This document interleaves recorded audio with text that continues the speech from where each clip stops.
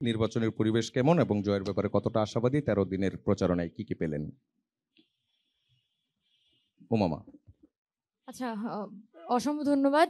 যদিও আজকের যে পরিবেশ প্রচণ্ড রকমের গরম, প্রচণ্ড রকমের হিউমিড। তো মানে এই সিজনে একটা ভোট করা এবং প্রচার প্রচারণা করা দিনের পর দিন, এটা খুবই জটিল, খুবই কঠিন। তা আমরা যারা প্রার্থীরা আছি তারা মানুষের দুয়ারে দুয়ারে পৌঁছাচ্ছি, ছাত্রদের কাছে পৌঁছাচ্ছি সকাল থেকে রাত, এবং একটাই উদ্দেশ্য, যাতে ভোটাররা ভোট দিতে আসেন এবং তারা যাতে আমরা যাতে তাদের পর্যন্ত পৌঁছাতে পারি। আর নির্বাচনের পরিবেশের কথা যদি বলেন, ছাত্রদের জায়গা থেকে আমরা সত্যি বলতে অসাধারণ সাড়া পাচ্ছি। বিশেষ করে ছাত্রীরা যারা আছেন, ছাত্ররা সবাই কিন্তু দেখা যাচ্ছে ছোট ছোট কার্ডগুলো তারা বাছাই করে নিজেদের কাছে রেখে দিচ্ছেন। তারপর লিফলেটগুলো তারা পড়ছেন, ইশতেহারগুলো পড়ছেন। অনেকেই আমাদের কাছে এসে আমাদের ইশতেহারের রিভিউ দিচ্ছেন।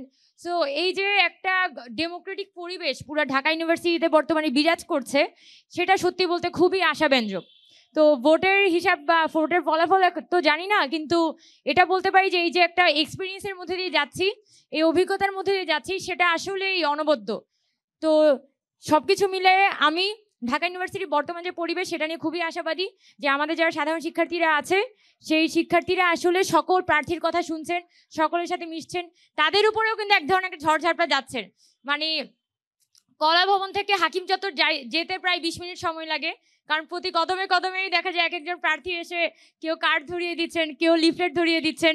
সো এটা ভোটারদের জন্যও কিছুটা কঠিন। তবুও আমি মনে করি যে ভোটাররাও কিন্তু অনেক পেশেন্সের পরিচয় দিচ্ছেন, তারাও হাসি মুখে কথা বলছেন, প্রার্থীদের পরিস্থিতিটা বুঝছেন। তো সবকিছু মিলায় ঢাকা ইউনিভার্সিটিতে এখন অসাধারণ একটা গণতান্ত্রিক এবং উৎসব মুখর একটা পরিবেশ বিরাজ করছে। এর বাইরে যদি পলিটিক্যালি কথা বলতে হয়, তাহলে বলবো যে আমাদের প্রশাসনের পক্ষ থেকে যেটা আমরা এক্সপেক্ট করেছিলাম যে এখানে ভোট কেন্দ্রটা বাড়ানো হবে, এবং মেয়েদের বিশেষ করে শামসুন্নাহার হলের ভোট কেন্দ্র রাখা হয়েছে ইউনিভার্সিটি ল্যাবরেটরি স্কুল, যেটা তাদের হল থেকে বেশ দূরে। পাশাপাশি আপনার কুয়েত মন্ত্রী বঙ্গমাতার যে ভোট কেন্দ্র, সেটা রাখা হয়েছে আপনার এই ঢাকা ইউনিভার্সিটি ক্লাবে, যেটা তাদের হল থেকে অনেক দূরে। সবকিছু মিলিয়ে কিন্তু তাদের জন্য ভোট কেন্দ্রে আসা এবং এই বিশাল লাইন ধরে ভোটটা দেয়া, এই পুরা পরিবেশটা কিন্তু কিছুটা আমি মনে করি যে স্টুডেন্টদের প্রতি ফেভারেবল না। আবার আমার মধ্যে একটা আশঙ্কা আছে, যদি আপনি জিজ্ঞেস করেন আমি একদম খোলাখুলি বলি, আমার আশঙ্কাটা হচ্ছে লাইন জ্যামিং এর আশঙ্কা। এখানে যে অনাবাসিক স্টুডেন্টরা আসবেন আর বিশেষ করে নারী শিক্ষার্থীরা আসবেন, যদি দেখা যায় এখানে 700 মানে একই লাইনে হচ্ছে আপনার 300-400 জন ছাত্র আছে, এরপরে হচ্ছে একজন শিক্ষার্থী তাকে ভোট দিতে হবে, তাহলে অনেক বিশেষ করে অনাবাসিক শিক্ষার্থীদের মধ্যে কিন্তু ওই আগ্রহটা নষ্ট হয়ে যাবে।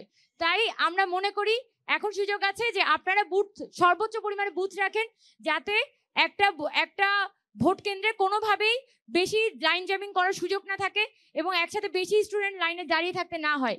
তাহলে এখানে আবাসিক অনাবাসিক সকল স্টুডেন্টদের পক্ষে ভোট দেওয়া পসিবল। আর লাস্ট যেটা বলবো ভোটারদের কাছে, আপনারা অবশ্যই অবশ্যই ভোট দিতে আসবেন। আপনারা যারা অনাবাসিক স্টুডেন্টরা আছেন, সবসময় দেখা যায় গত 2019 সালেও অনাবাসিক স্টুডেন্টদের ভোটার টার্নআউট অনেক কম ছিল, এবং শুধুমাত্র এত ম্যানিপুলেশনের পরও দেখা গেছে 25,000 স্টুডেন্ট মাত্র কাস্টিং হয়েছে। এবছর যাতে 39,000 স্টুডেন্টদের 39,000ই এবার ভোট দেয়, এটা আমাদের এনশিওর করতে হবে। আমরা যেই আসি, যেই জিতি, যেই হারি, আমাদের স্টুডেন্টরা যারা আছে তারা সবাই যাতে ভোট দিতে আসে, সবাই যাতে তাদের ভোটিং রাইট প্র্যাকটিস করে, এই কাজটা আমরা এনশিওর করতে চাই।